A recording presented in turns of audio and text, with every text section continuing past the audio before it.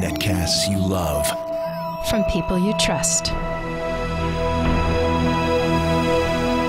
This is Twit. Bandwidth for FourCast is provided by Cachefly at CACHEFLY.com. This episode of FourCast is brought to you by Squarespace.com, the fast and easy way to create a high-quality website or blog. For a free trial and 10% off your new account for 6 months, go to Squarespace.com and use the offer code FourCast8. What sort of future do you think we're heading for? How will we live as we slip into the 21st century?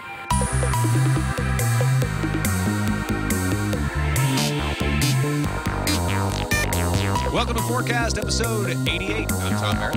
And I'm Scott Johnson. And this is the show where we gather together and try to get a little peek into the future with a couple of guests every week. Joining us this week, Anneke Jong, Director of Digital Media at Bread, a performance storyteller, and cheeseburger fanatic. It's true. The secret's out. All of those things are true. Man, I've been really wanting a cheeseburger today, too, actually. I was talking about that earlier. You know, I heard you guys talking about In-N-Out earlier, so Yeah. you must be familiar with their secret menu. Oh, yeah. Animal style and all that stuff. Yeah, exactly. Yeah. So last year, I actually put away an 8x8. An Just 8 8 by? patties, 8 cheeses. I have seen a man eat a 20 by 20. Oh, my gosh. One man? One man, Richard Migliozzi. I doff my hat to you, Richard Migliozzi. And he lived. He did. Just barely, though. I know. Thanks for joining us, Anneke. Also joining us, Brian Hough, digital content producer for CBS, freelance web designer, developer, podcaster, and co-host of The Creep. Hello, how's it going? Who's he co-host that show with? Some random guy. I can't remember who it is. Plus, it's a rarity that we even get to do an episode because that game has nothing to talk about. But when it does, oh my gosh, it's magic, Brian. It's great to have you. It is great. It's wonderful to be back. One of these days, there'll be another StarCraft release. Yeah, by the time StarCraft 4 comes out, we'll have another episode. There you go. All right, we're going to skip right past our listener predictions today and get right into the predicting. We had a few technical difficulties getting started on the live stream, so let's start with you, Anneke. A short-term prediction, maybe something you think will happen in the next few years. What are you going to lead us off with? Sure. So my first prediction is related to advertising.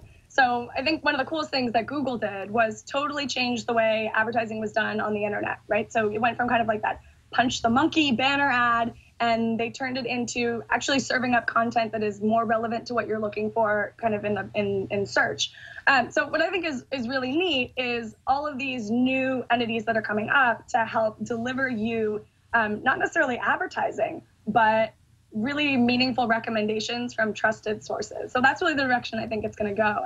And frankly, the way that we've seen advertising in the past, I think is going to go away. And we're going to just see a fundamental shift away from the spam and more towards, you know, what do you like? What do your friends like? And how do we use social to get that information to you? So Anneke, I agree with you and I actually think that this has to happen because we have become too jaded. Nothing in the traditional sense of advertising works on us anymore. I don't believe what I see on screen. When I was a kid and I'd hear about Otter Pops on a Saturday morning, I get super excited, tell my mom we got to go get these things, and it was working on my infantile mind. The way the ads work today do not have that effect at all. Now, sometimes if it's in my wheelhouse, something I'm interested in, then I'll see it and go, ooh, that's cool. We'll go to that sale, or that's the thing I'm interested in. But it's really less about the method they're using to talk to me, and it's about the thing, and I would have figured out the thing either way. So let me ask you this question.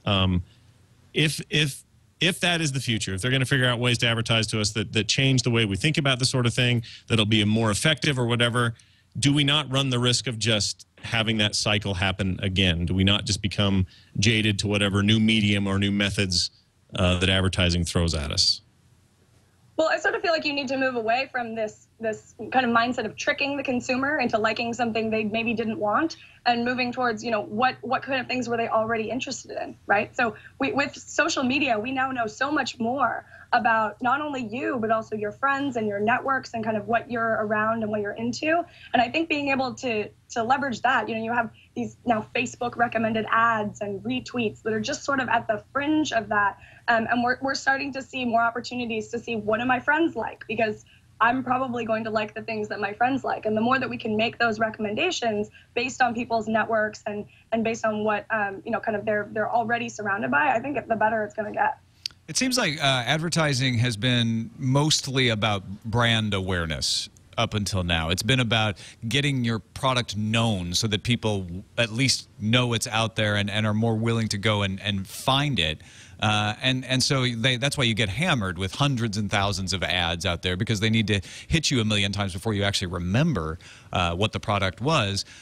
Do you think that this will be more effective at getting you aware of things that are more relevant to you, so that you don't have to be hammered over the head by 500,000 ads, you know, saying, oh my gosh, this thing again? Maybe you just need to be told once or twice.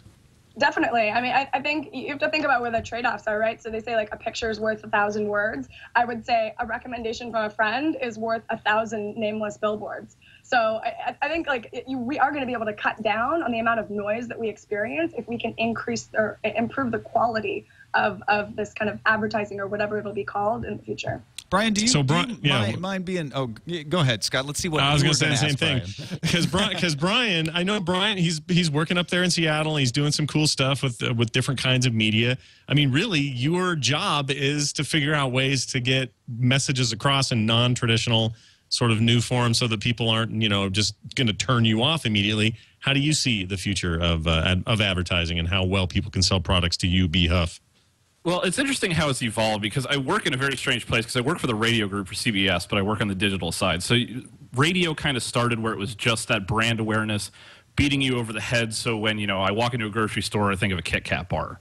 And it's kind of moved from there, where it became, okay, let me show you the products as a visual representation. And then the web kind of took you to a new place where it's like, oh, I can kind of demonstrate this product and show it to you, but still it's generalized. And I think Facebook took the first step, whereas let me put these ads in front of you based on what you'd like and things like that. I think the next step in this evolution is this whole influencer concept, where it's not, let me put this ad on TV or let me put this ad on the website, but let me get somebody like a Tom Merritt or a Scott Johnson to market it towards specific people, and not in a way that it comes off as an advertisement. It's like, hi, you know, I'm using this app. This app is so awesome. I want to use this. That's really where it's moving to next. I think we're a ways off before a recommendation from a friend is controllable. I think that's the big issue is, yes, it's good to say, I get this, my friend likes that, but how do you control that? How do you make that a tangible item that you can sell and control?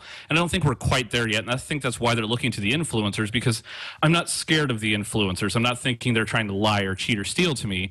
So I think that is where we go next, before we go all the way to the point where I'm just literally taking a recommendation based on my thoughts that are in the social network. Yeah, and it seems like traditional mediums of advertising, like, I don't know, a Terry Tate commercial still works for some because it's funny, it's viral, whatever. Those sorts of kinds of advertisements, I still think have some merit. Sorry, Tom, to invoke your name, but I feel like if we are going to get to the next level, I think Anneka's right. I think there's no other way than to figure out a way to harness your friends and people you trust, and figuring out ways to say, if we're going to use traditional mediums here, let's say we're still going to have TV and we're going to still advertise to you, but we're going to be a lot smarter about what you see, then they really, in fact, I'll go tell them right now what I want to see. I know exactly what I want to see from commercials, and I know the kind of places, things, and stuff that interest me, and those kinds of ads can come, and I will not skip them. I'm interested in a sale at Best Buy. I'm interested in a new Apple product. I'm interested in something Google's doing. So I think they can already get this about me. The trick has been for traditional media to figure out a way to pull that out and actually approach me with these, with this kind of message, because they're not very good at doing that at all. I think my favorite. Oh, go ahead. I think it's something like Hulu has the perfect opportunity to do, and they haven't leveraged as much. They put those ads up, and they put, is this ad relevant to you? But how much does that really affect which ad you see? Maybe like, okay, we're not going to show you that Ford ad next time, but collect that information. And after a while, if I'm watching a Hulu program, and you know that I always click, computer ads are important to me, then you can market those towards me, and you can go to a company like Best Buy and say, look, we have X amount of people in our database that say that computer ads are relevant to us. And then you market those directly towards those people. And it goes to what you were saying is, I know I want to see that. I'm telling you I want to see that, so show it to me. It becomes far more effective. But I haven't seen them leverage that as much as you would hope.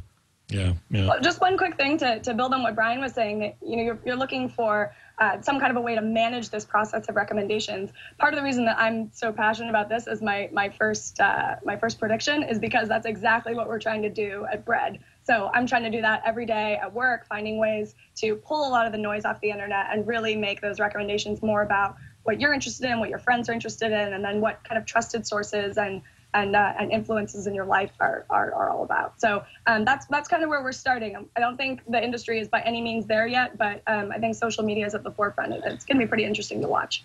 All right, let's shift it over to you, Brian. Your short-term prediction, next few years, what do you see? I think the big thing in the next few years is going to be an overhaul of the patent system. But to kind of ride off of that, I don't know if you guys have read that awesome article about where the patent system isn't broken, we are. Yes. And I think it makes some really good points. But my prediction actually is I think we'll swing too far in the opposite direction because there's a very small subset of the patent process that's broken. And it's specific parts of the software area where it's like I can come up with this generalized idea that doesn't require algorithms, doesn't require math, and it's literally like sell an app in the App Store. I draw you a diagram, and then you get these LoadSys type companies. I think there has to be something coming down the pipeline where we end up revamping that. My concern is going forward that we're going to revamp that too far and cut off a lot of innovation in the software space to try to stop that from being a problem. So interesting. If patents keep coming up on this network and everywhere else, and as a novice to patents, I hold no patents, by the way. I don't know if you do, Tom. Tom, do you hold any patents? No, but I'm going to get one so then I can have leverage over you. Right. So I obviously, most people are in agreement that there's something busted there. But Brian, don't you think it's going to take well, I'll ask you, what do you think it will take politically? What will it take socially? What will it take corporately for the patent system that we know and love today or know and hate today to change in a way that is beneficial for this brave new world we live in?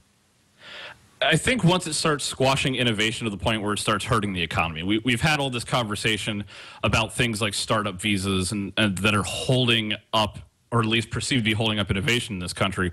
And I think once that starts to affect the widespread sector of the tech industry and not just one- and two-man shops that are producing iPhone games, I think that's when they step up and finally have to make a change. I just don't think, in the little bit of patent law that I've studied, I think the problem is finding a way to just single that portion of it out without looping in everybody else that you don't want to affect, because you want people to come up with these complicated search algorithms for Google and things like that. You want them to be able to patent that because there's real innovation here, but you don't want it to be something where, I start a company, go out and buy a bunch of completely vague patents that anybody could come up with this idea without the use of this documentation and then just make a bunch of money off of it. And I think until that starts to affect some of the big companies, and I think we're heading there, I think once it really starts to hit Apple and Google and Microsoft in the pocketbook that these small developers aren't able to develop apps freely, I think that's when we finally get a change. Well, yeah, I think we're seeing that with LoadSys, and I think we're already feeling the effects. There are whole departments, Mark Cuban wrote a good article about this, the whole departments that would not need to exist in companies if it weren't for constant patent battles,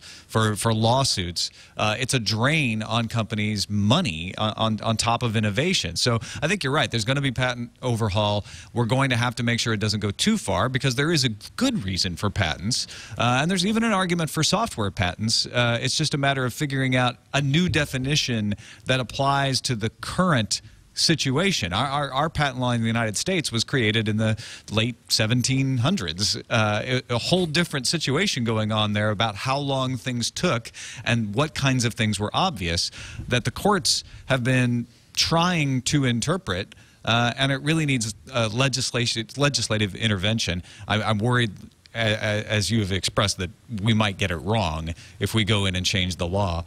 Anneke, do you have a perspective on the patent situation and how that affects what you do? I mean, I think this is definitely a hot topic right now. One of the best pieces to cover it so far, my favorite radio show is This American Life on NPR. They did a really, really good show a few weeks ago about patents, so they interviewed Chris Sacca and a couple other folks out of the tech world.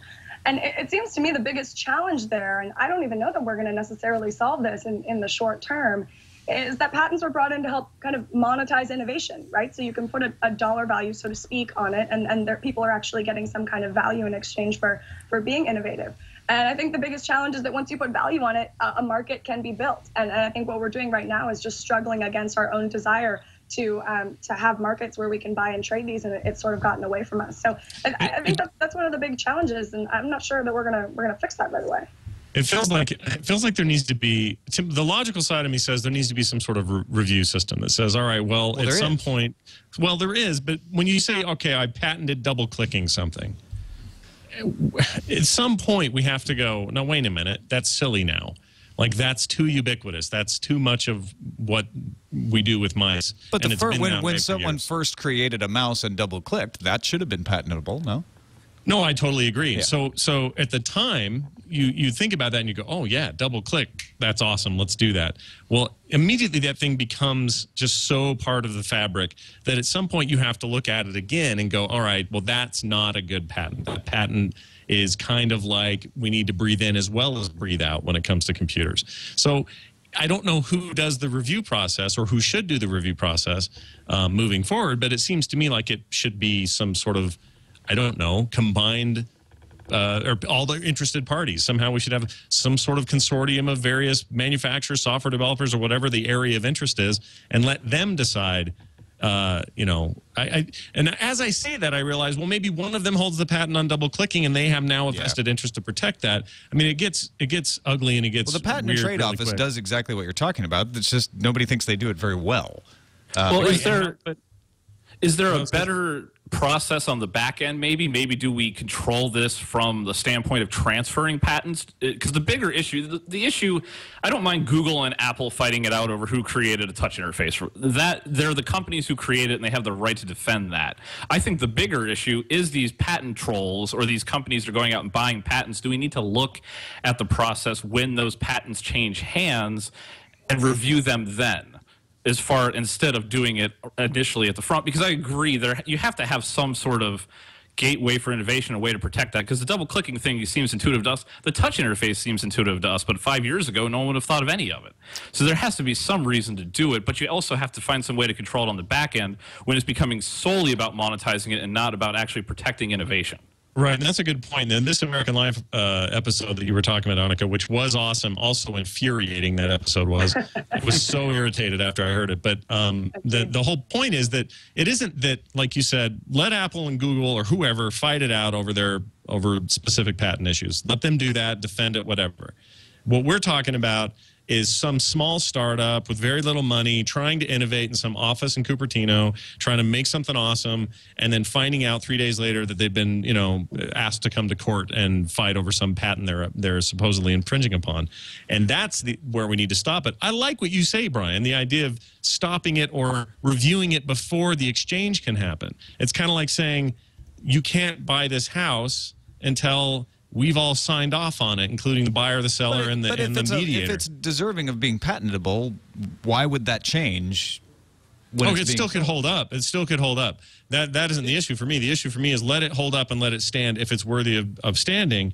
But now there's got to be a way for that. It shouldn't have been issued in the first place. That's my point. If Scott starts a company and just for the sole purpose of collecting patents to make money off of, how's that protecting innovation? Obviously, the company that originally created is no longer interested in it because they've sold it off, or you've got something where like Google buys Motorola. That's my problem with it. It's not so much that the patent shouldn't hold up, but when it's being bought for the sole purpose of making money off of it when you're not the original innovator, it's not protecting that innovator anymore. Anneke, is there an argument against that? I think the big challenge here is that transfer process, right? I mean, so you keep bringing up, Tom, you keep saying, maybe we're having a challenge with having too many patents go out for things that aren't really patentable. I think that's really a separate issue from this discussion of patent trolls and people that are just kind of scooping them up. So it may be that it's broken in two ways. And we need to look at them separately. I kind of think if there wasn't as much supply, you wouldn't have as much of an opportunity for patent troll companies. But I also think, that if we don't have the ability to sell our patents, there's less motivation to make them. Some people actually patent ideas with the idea of like, well, even if I don't end up turning this into a valuable product, I'm going to patent it because I could sell it. It's a valuable thing to have. And it may turn into a valuable product or not. That's something you don't know. If the patent itself isn't valuable from the beginning, they may be less likely to try things. I'm not saying I'm 100% believing that, but that's one of the arguments for allowing patents to be sold. I think. Well, then let the transfer stop there. Make it be transferred to a person who is going to then use that patent. Well, that's maybe an interesting idea. There. Saying, if you hold a patent, you have to demonstrate that you're exploiting it, or it falls into public domain. Exactly. So if I sell it to you, you have to be able to create a product, and that review board would say, well, you're not purchasing it in order to create a product. You can't show me you're capable of making this product that you're purchasing the patent for, so therefore you can't buy it. That will stop you from buying it for the sole purpose of attacking others. Yeah, but if you don't make a product, then people go, wait, where's your product? And you say, no, wait, we're still working on it. We got one. Well, that's why I say they have to demonstrate they can make it. If I were to buy some Google patents, so they'd be like, yeah, you're sitting and you're there making little pretty websites. You're not going to be able to create the next iPad. It'd be kind of obvious. If you look at like Loadsys, I'm pretty sure Loadsys would not be able to show you they have the talent and the equipment to create almost anything that they're putting these patents on. Yeah. All right, let's take a quick break and thank our sponsor, Squarespace.com. Fast and easy way to create and manage a website or blog. If you want to start a blog crusading for patent change, if you want to just get your word out there, you want to try to start moving your blog over from WordPress, movable typepad, somewhere that is going to grow with you, try Squarespace out. They allow you to put in Twitter widgets, all kinds of social media buttons to connect your visitors and get them involved in the site. If you're looking at a blog or something and you're like, gosh, it looks so complicated, I don't know how to make the best use of it, Squarespace has all kinds of templates that can help you get started really fast. So try them out. Free trial. You don't have to even use a credit card. So it's no risk. You can go do it right now while I'm talking. Squarespace.com. Sign up for a free account. Start building your website. If you decide to purchase the service and keep it, use the code FourCast8. That's F-O-U-R, Cast8, and get 10% off for 6 months. Squarespace is what I use to publish Sword and Laser, our podcast. It's what we use right here on FourCast. If you go to fourcastpodcast.com, that's a Squarespace blog that we use to post up all the videos and all the links to the shows and the guests that we have on. So take a look at that. You like the way that looks? You could have something that looks like that too. Squarespace.com. FourCast8 is the offer code for 10% off for 6 months, and we thank them for their support of FourCast. Let's go to the long-term predictions. These are more the looking off farther into the future, maybe outside our own lifetime. Brian, what do you got? I think at some point in the next, we'll say 50 to 100 years, I think you're going to see more countries implement some sort of population restrictions, kind of similar to the stuff that you hear about in China. I think with all the medical advances that we're having, all these stories we keep hearing popping up of potential cures for cancer, the fact that they're able to start growing new organs for people, I think that is going to put such a strain on economies and space that you're going to see, and I don't know if the U.S. will be one of them, but I think you will see several countries over the next 50 to 100 years start to implement some of the similar rules that China has. So let's say the U.S. suddenly has a huge population boom. Given our current culture and our current, our current lay of the land, what do we do to control? Like in China, we hear about, oh, you can only have one kid, and if it's a girl, well, maybe you can have another one until you get a boy, but that's it, 2 maximum or whatever. And we hear the kind of things like that, and we kind of go, oh, yeah, China, that's what they do. That's how they roll over there. How does America roll if this happens here? Well, and that's why I say I'm not sure if it would ever work in America. I don't know if you could have that kind of control. I think it would take a society that maybe had a more socialist type government, a little bit more direct control over healthcare and things like that to be able to pull that off. Because I don't think in any other country you're going to be able to say, hey, have a boy. And if you can't have a boy, have a girl and then have a boy. But after that, you're out of luck. It's a very loose restriction. But I think you could see other nations where it would be something a little bit more structured, where they say, you can only deliver one child. And I'm not saying anything crazy like forced sterilization or anything off the wall like that. And to be honest, I haven't fully figured out exactly how they would do it. But I think if you look at the way some of the countries are bursting at the seams, and not even a strain from just the size, but just the economic strain of having that many people in the system, I think it's inevitable at some point as people's lifespans continue to get longer and longer and we figure out more and more ways around medical conditions that they have to come up with some way to keep it from growing at the rate that it's growing. And I think that's more of a legislative thing maybe than a medical situation, but it really depends on the country that we're talking about.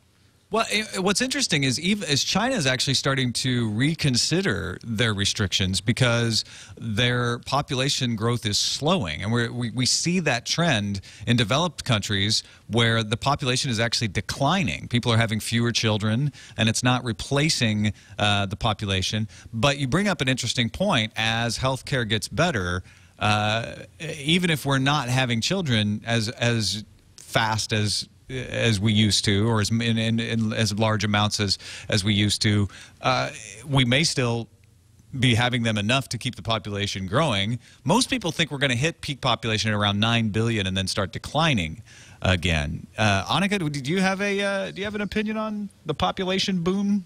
I like that you brought up the number for kind of our global population, because, Brian, you brought this up as a country-specific thing, but I think it's sort of interesting if you look at it across countries, because we do have certain countries, particularly in the developing world, that are sort of, as you said, bursting at the seams. But there are plenty of developed countries that are starting to face challenges where they have an aging population that's not reproducing. So I'm wondering if there are solutions that aren't necessarily medical and health related, but more related to immigration. So how do you start, if the whole idea behind this is we're trying to get back to some sort of an equilibrium, it may turn out that there are immigration solutions that can start to meet those needs. So isn't there a general decline in both Europe and the U.S. In childbirth rates? I thought there was some. Yeah. In fact, I thought we talked about it on the show, and it seemed like that was a trend that didn't show any real signs of slowing, and it was especially prominent in Europe. But on the whole, we're still. I mean, it's still an issue of we're having more babies than we're dying. Isn't that the overall picture of things? Yeah, that's the big issue here, is that even though the birth rates are going down, that's more of a social issue. I think if you look at it, it's just because more and more people are choosing not to have families, whether you say it's for economic reasons or personal reasons. But the other areas, the lesser developed areas of the country, are still growing and bursting at the seams, and the child birth rate is still going through the roof in some of those countries. And I think it's making up for, the nations like Europe and the United States. And I think that plays a part in it. But I also think when you look at the death rate, and if you start to scale that back, I mean, if you figure in the next 50 to 100 years, if somebody finds a cure for some of the major cancers, and you get this whole organ donation thing sorted out, because they have these situations where they're able to grow. They basically take like the outer skin of an organ. I saw this on like Nova or something, but they take like the outer skin of an organ and regrow a human organ for transplant. There's no longer have to deal with transplant lists and things like that. As people live longer, even if the birth rate stays the same, you're not having as many people dying from these diseases, and that's going to put strains on the developed nations, because they're going to be where that health care is possible. So I think you have a kind of burning the candle at both ends. You have the undeveloped nations and their birth rates going up.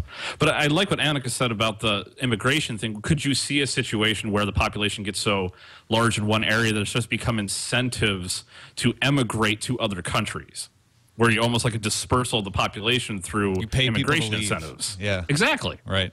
Well, most people who study this think we are going to see populations peak in the developing countries as they get more affluent, as their economies develop, and then start to decline. But I like what you just said about the healthcare aspect of it. So even if it's not that the population gets huge or doesn't decline, we also have an aged population. Maybe they're not dying from cancer, and maybe we've got organ replacements, but they're still elderly. They're still retired. They may not want to work anymore. They may not be capable of working anymore, even though they're still technically healthier and alive. And that is a big worry in the United States as the population ages. Also, they're not having kids. They're not having any kids. So right. what you've got is no young, educated people coming up in the ranks. Meanwhile, the rest of the world is doing that, and we're left with just a lot of old folks' homes. I mean, that's maybe extreme, but that's the worry, or at least that's a piece of the worry. So I don't know. It'll be really interesting to see how people handle this. Yes, Anneke. Yeah, I think you're right on, Scott. I was actually just out in Las Vegas this weekend and got to do a tour of the Lou Rubo Center for Brain Health.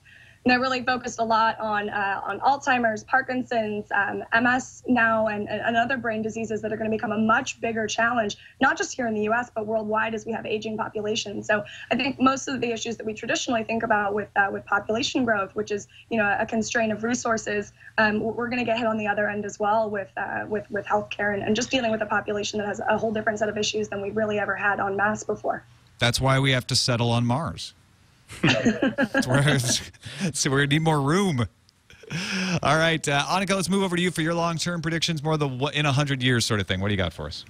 Sure. So this prediction has to do with philanthropy. So I figured this is a little more long-term because that's something that's just been so ingrained in us as an institution. But I'm really starting to feel like the way that we've looked at it traditionally, which is a very, very one-way model, is probably going to start to peter out, and we're going to see a whole new shift in the way social good is created. So if you think about this one-way model we have right now, where essentially you solicit donations and then go and use it to do something, the two big challenges are that you're entirely dependent on the economic excesses of your patrons, right? So when you have an economic downturn like we're in right now, charities and nonprofits get hit really hard.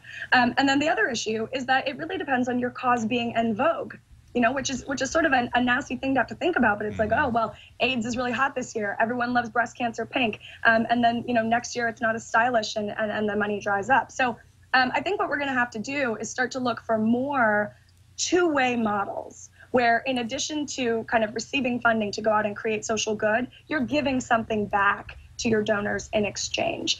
So we're just starting to see the beginning of that with some organizations that are doing one-for-one models. And again, these aren't even nonprofits. So it might be that this whole concept of nonprofit philanthropy it shrinks drastically, and you see more in the for-profit world. But these one-for-one models, like you see Warby Parker with eyewear, and Better World Books with books, or, you know, Tom Shoes, the shoes, or even something like Charity Water. You know, Scott Harrison has built something really impressive there, because it's something intangible that he's giving back, which is sort of this branding. And, you know, it's kind of they've done very well to have people align up with their brand and get those intangible benefits. So I'm interested to see how this plays out. It's funny how you basically described, like, if you want to do a TED Talk in this day and age, you go to TED and say, here's my idea, and it's basically what you just laid out. It seems like a lot of TED Talks talk about this very idea. So obviously it's kind of a hot, hot button topic, and people are interested in it. Do you see any way for, like, for example, the Bill and Melinda Gates Foundation that just does so much good around the world, and there's so much money behind that, and, you know, they wipe out entire diseases in countries and people don't even realize it's happening. How do they fit in that scenario? Or how do traditional charities like that, traditional philanthropy, how do they fit in that new way of thinking?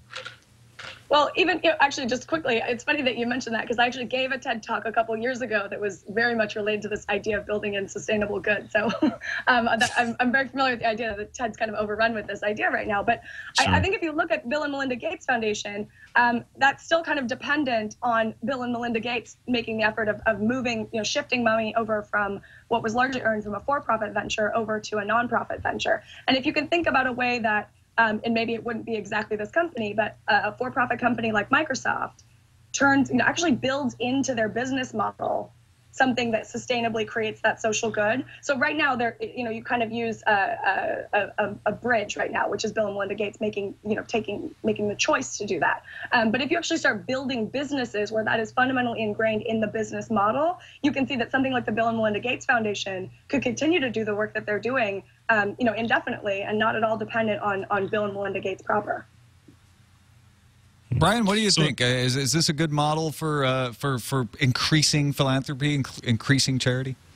Well, it's funny, not to oversimplify, but if you think back to even just the commercials for, you know, adopting a cat or adopting a child or something, where they're like, hey, get this cute little tiger stuffed pet if you donate money. It starts at that concept where you get this piece in return by donating, and I think it seems to be an oversimplification of it, but it all kind of sits on that platform. We feel like we've gotten to the point where it's harder to just say, give us money, especially in this economy. And I think it makes more sense when you talk like Anneke did about how you have to build it into your business model. The Bill and Melinda Gates Foundation is great, but it's built on the foundation of a good amount of money that originally from Microsoft. And if you take a computer company, say you started a company just like Apple, and you build into it, say, okay, the purpose of this company is to create these computers and that benefit, you know, children in Africa, just to make it simple. And it's not too far off from how things have been done before. I think we're just looking at it from doing it from the core up instead of just building it into events. I mean, you could even say something, even though it's not always philanthropy, if you look at something like Kickstarter works on that same concept, that human nature to feel like you're being a part of something and to have something to show for it in the end. It's one thing to give you $20. It's another thing to give you $20 and get something in return, so I can show to people that I was a part of this. And I think that's a bigger part of it than just saying, hey, I get these cool little shoes if I donate money. It's almost like a badge of honor to say, this is what I've done. Look, hey, look at me, I've donated. And as silly as that sounds, I think that's a core human feeling when it comes to this kind of thing. You know, it's the reason why rich people like to brag about what charities they're on the boards of and things like that. And it's very much playing to that at a level that the rest of us can operate on. All right. Yeah, it also seems like a simple thing to do. I've got a sponsor for a couple of my shows who give $1 to Child's Play for everything you buy. And it's just a standard thing they do. And that's small. That's a little company. That's 2 or 3 guys running their business. And I think you could expand that out. And if it ever gets to the point where everyone's competing on how much they're giving to charity or how much good they're doing in the world, there are a lot worse places to be. So, well, look at Humble Bundle. I mean, that's how that whole thing was built. That thing blew up. Yep. And Mac Heist, same sort of thing. Yep. Let's get crazy. Time for the really far out there forecast. Your crazy ass prediction. Anneke, we'll start with you. What do you got for us? All right, this is literally far out there. I'm not an astrophysicist. This is really a thought experiment not founded in science. But you know, when you look in a telescope and you see a star, for example, the light that you're seeing from that star has taken quite a while to get here. You know, depending on how far away it is, the speed of light. So technically, you could say you are looking into the future, right? You're seeing what this star looked like 5, 10, 20 minutes ago. And if you look even further out, you're seeing the light from something that happened even for, an hour, 2 hours, a day, a year. Really. Exactly. Yeah. So my crazy far out idea is that eventually we'll get to a point where we have a telescope that is so strong that you can actually see so far into the past that you can see the Big Bang happen. This is crazy ass, but kind of awesome ass, I guess. I love this idea. Be able to, because I do this with my kids. I'll take them outside and they all tell you stories about this, but I blow their minds. It's like, all right, you see that star right there? And that star's probably not even there now. And they're like, what do you mean, Dad? And I try to explain to them, this happened so long ago. What we're seeing now took that long to get to us that we're going to be long gone by the time we see it's gone. It's probably already gone. And the idea that we could go back in time and see all the formation of this, of our galaxy, of our solar system, of the Milky Way, of this planet, how awesome would that be? I vote yes on your plan. That's a great idea. Well, we can see the cosmic microwave background radiation, which is as far back as we can get, and we are not able to observe past that. So, and part of the theory is that there actually isn't light at the point of the Big Bang. But that doesn't mean your prediction is any less possible. I mean, it's quite possible that we'll come up with another way of observing that besides photons, besides light. There may be another way to detect that, which would be even more fascinating, I think. Agreed. Yeah, no, I mean, I think it's an interesting thought experiment at the very least. Yeah. Oh, for sure. So, Brian, how would you like to see the beginning of the universe? What would you do with that information? Well, I could do dangerous things with that information. I think the big issue with that is distance. Because if this really is, I'm seeing something far, far away. So the further away I get from the object, the longer time I have to catch it. So I don't think you could go as far back ever as seeing the Big Bang. I think there is something there where if I could see far enough away, I could see further in the past, essentially. So while you couldn't see that, I think you could see a lot of things going on. The question is how far in the future and what crazy things are you going to see? You discover an alien race is, billions and billions of light years away. If you got far enough away from it with a power enough telescope, you could see back into their history using that theory. So I don't know if it'll happen, but it's pretty freaking sweet to think about. Yeah, I love it. Yeah, I'm actually trying to find how far the CMBR, the cosmic microwave background radiation, goes. Like how far from the Big Bang to the CMB do we have to get? Like how much more can we get? I'm not seeing an easy answer here. Maybe somebody in the chat room knows it. But yeah, good prediction. I like that. I love that. I love that. All right, you're on the hot seat then, Brian. Your crazy ass prediction. I think at some point in the future, we will be able to physically sell ideas and memories from other people. I think we will have gotten to a point where we've mapped not just the brain, but how the brain stores things, how it stores things to the point where we could recreate data. And you literally could go and buy the thoughts of famous people and their memories and their experiences and have them implanted into your own brain.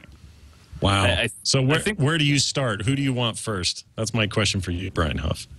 You'd have to go, well, I guess if you wanted all the knowledge in the world, you'd have to go with somebody like Albert Einstein or just somebody who's just absolutely fascinating. And if you think about, if you were able to continue to recreate these thoughts, and if I could implant Albert Einstein's whole brain into my head, at least from a mapping standpoint, I could continue to innovate at the level and having the impact on the world that he did. And it's just fascinating to think if those people never died and their brains and the way their brains function could live on forever, you could have some just endless innovation from some of these people.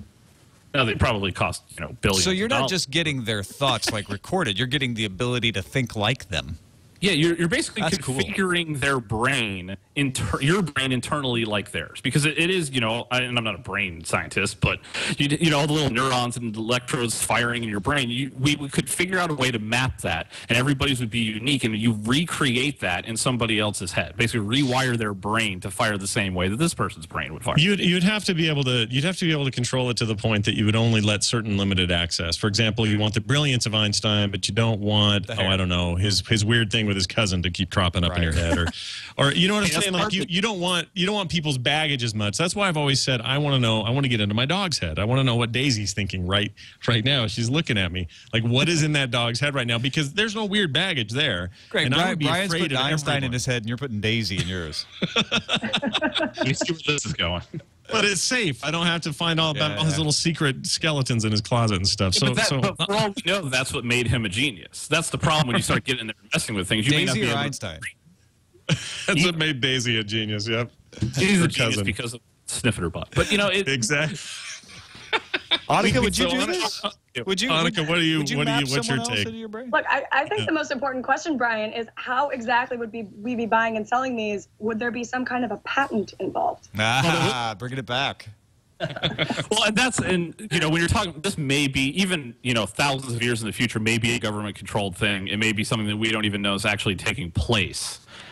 When it got to general population, just mass anarchy, and it'd just all go to hell. But I think for the most part, it would, even thousands of years in the future, this is something that the government would be doing as some sort of project to, I could see some massive economic fallout or, nuclear war fallout, anything like that, and them trying to recreate the great minds of the world through this science. I think that's kind of where it would start. But eventually a market would be made for it, and we'd have to patent Tom Merritt's brainwaves or whatever. I got some black market Richard Feynman, and it was cut with Stephanie Germanata. Oh, man. It would have turned into some strange drug like Minority Report. You see people going in the alley and shooting up at Einstein. And Yeah, right. having little euphoric moments. Don't get any of that back alley Einstein. It's not the real thing. They start doing weird things. All right, let's move to 4 questions, Scott. Black tar Einstein. All right, it's 4 questions time. This means rapid fire style. We're going to ask you guys. We're not going to answer them. You guys are. We're going to ask you 4-question rapid fire style. You guys are going to have to answer those from the gut. Do not think too hard about it. I'm going to ask my questions. Monica, are you sitting comfortably? I am. Let me just. I'm ready. Okay. All right. Good deal. All right. Here we go. Question number 1. How do you feel about the idea that government-controlled nanobots will be the voodoo dolls of the future? The voodoo dolls of the future? Yeah, like they can just say, I want Anneke to feel pain, so I'm just going to tell one of my nanobots to, do something terrible or whatever. This is my conspiracy theory. I just want to know how you feel about it. I'm going to give that the unlikely stamp. When you talk about nanobots, it reminds me of, what was that movie? Oh, shoot. It was the one with it was the evil guy, and he had the kids, and they sent in the little cookie bots. Shoot, I'm forgetting what this movie was called. I don't know, but I want to see it. It was a cartoon. Came out last summer. But you had those little cookie fantastic. bots that would go in and would do all kinds of mayhem. So that's what I'm thinking of when you say nanobots. I don't think it's going to happen. All right, fair enough. When our food is able to talk to us and give us caloric and nutritional information verbally, what famous actor do you hope they base their artificial voices on? Fran Drescher, probably. I feel like she would really let you know what's going on in that donut and would make it real clear to you real fast that you shouldn't eat it. Awesome. Don't eat me. Number 3, when you build your lunar home on the surface of the moon, which is kind of redundant, which side will you build your lot, the light side or the dark side of the moon? Oh, I think you should do it right on the split point, right? So that you can always have a little bit of both, and you can have your nap time and your play time. I think that's the best of both worlds. Smart. That's a good idea. You can be cold and super cold. Yeah. So that's a good idea. Right. Put your bedroom on the night side. That's right. Front porch. If you could have one famous fictional robot as your constant companion, who would you choose? Ooh. Oh, Wall-E, obviously. He was adorable. He was all about love and musicals and robot cockroaches, all of my favorite things. That is actually the correct answer. Nice job. You have passed 4 questions. Thank you. All right. Moving over to you, Brian. Are you ready for 4 questions? Yeah, I think I'm all good. All right, I'm not. All of a sudden. Hold on a second. Woo! Boy, these 4 questions. Let me tell you. All right, question number 1. Will dessert ever be legislated to precede the meal? It should be if I'm president. Thank God I'm voting for you. Question number 2. What will be the weirdest animal to become popular food? The weirdest animal to become popular food? An anteater. Oh, that is weird. I was thinking of I was thinking of those How weird will it like be coffee served? beans. How would it be served? It'd be like roasted snout, dude. Roasted. That's exactly. It'd just be like a pig. It'd become like the new bacon. Question number 3. Will the planet ever become just one big city? Eventually, according to my population prediction comes true, right. then yes. So in order to defend that, I must say yes, it will. What will it be called? Scottopolis. And question number 4. When will English die as a language like Latin did? It already has. When we got WTF and OMG in the dictionary, it's already dead. I'd argue that that's actually a sign that it's still alive because we're growing. But Go back and look at Latin, see how many WTFs you find in any Latin dictionary. VVV. Yeah, VVV. All right, that's it. You have answered 4 questions. Thank you very much, Brian, and thank you both for joining us today. It was really fun talking with you guys. Thank My you. pleasure. Anneke, let folks know where they can find what you do online and how they can follow you. Sure, that's right. So you can follow me on Twitter at Anneke Jong, and you should definitely check out my company's website. It's www.bre.ad. We're representing for the great country of Andorra. Good old Andorra. And Brian, you too. Tell folks what you're doing online and where they can find you. You can find my design and web-related stuff at lostandpixelation.com. Follow me on Twitter at @B_Hough. And, of course, occasionally on the Frog Pants Network if you're into podcasting. Oh, I've heard of that Frog Pants Network, Scott. Yeah, it sounds That's familiar what to me as well. He brings You us know, off so he gets 2 mentions. Right. I have two things to say real quick. Tom Merritt, I think your 4 questions, you were channeling Philip K. Dick today. Something about those questions, very Philip K. Dick. If you guys are fans of that, you'll see all sorts of things. It comes there. from living in Santa Rafael for a year. I guess so. And I would point people's direction. If people are interested in the big argument and conversation about free-to-play coming to video games or to everyone everywhere, I might point their browsers to theinstance.net. They should check out our latest episode of the Instance podcast. While it's usually very World of Warcraft related, we had a huge discussion at the top of the show about what free-to-play is and will be and what this industry is about to go through as a result. So people should check that out. And as always, great forecast. It was wonderful being on with everybody. Thanks, everybody. Again, don't forget to leave comments at our website, fourcastpodcast.com, or send us an email, fourcastpodcast@gmail.com. We'll see you next time. Bye. But it's only 32 years away. Yay! We actually got the show.